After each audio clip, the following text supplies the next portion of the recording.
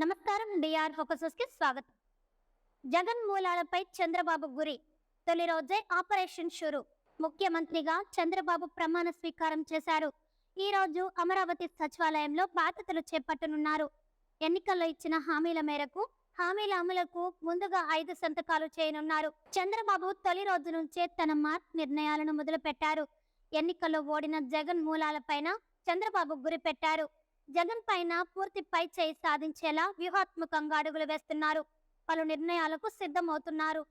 AP ఎన్నికల్లో Jagan party కేవలం 11 సీట్లకే పరిమితమైంది. 40% వరకు ఓట్లు సాధించింది. సంక్షేమం, సామాజిక న్యాయం తనను గెలిపిస్తాయని జగన్ నమ్మకంతో కనిపించేవారు. కానీ జగన్ భారీ ఓటమిని ఏ అంచనాలు అడ్డుకోలేకపోయాయి. అయితే జగన్ కు ఈ ఎన్నికల్లో 1.32 కోట్ల ఓట్లు వచ్చాయి. ఇప్పుడు భారీ విజయం నమోదు చేసుకున్న చంద్రబాబు తొలి రోజు నుంచే జగన్ మూలాలు బలం పైన గురిపెట్టారు. కేబినెట్ కుర్చీలోనే తన లక్ష్యం ఏంటో స్పష్టం చేశారు.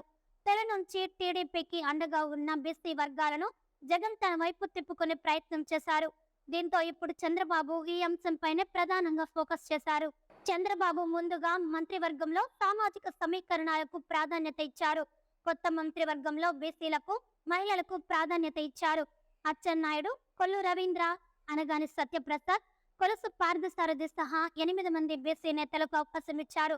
కాపు, కమ్మ సామాజిక వర్గాలకు చేరి 4 పదవులను దక్కాయి. రెడ్డి సామాజిక వర్గంలో సీనియర్ నేత ఆనం రామనారాయణ రెడ్డి, బీసీ జనార్దన్ రెడ్డి, ఎం రాంప్రసాద్ రెడ్డికి అవకాశం లభించింది. ఎస్టీ కోటాలో అనిత, దోల బాల వీరాంజనేయ స్వామి, ఎస్టీ కోటాలో గుమ్మడి సంధ్యారాణి, ముస్లింల నుంచి మాజీ మంత్రి ఎన్ఎండి ఫరూక్, ఆర్యవైశ్య వర్గం తరపున టీజీ భరత్ చోటు సంపాదించారు. చంద్రబాబు తన మంత్రివర్గంలో సీనియర్లు, యువతకు ప్రాధాన్యత కల్పించారు. తాజా ఎన్నికల్లో టీడీపీ ఏకపక్షంగా విజయం సాధించడంతో సాధారణంగా టీడీపీ అధికారంలో ఉన్న సమయంలో కొన్ని సామాజిక వర్గాలకు కల్పించే ప్రాధాన్యతకు భిన్నంగా ఈసారి మంత్రివర్గ కూర్పు జరిగింది. పక్కా ప్రణాళికాబద్ధంగా జిల్లాల వారీగా మంత్రుల ఎంపిక జరిగినట్లు స్పష్టమవుతోంది.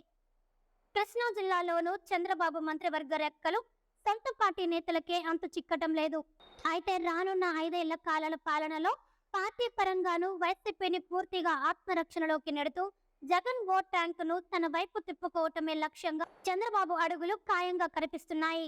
ఈ వీడియో కనుక మీకు నచ్చినట్లయితే లైక్ చేయండి. మరికొన్ని లేటెస్ట్ న్యూస్ కోసం మన ఛానల్ని సబ్స్క్రైబ్ చేసుకోండి. ఈ వీడియోపై మీ విలువైన అభిప్రాయాన్ని కామెంట్ రూపంలో తెలియజేయండి.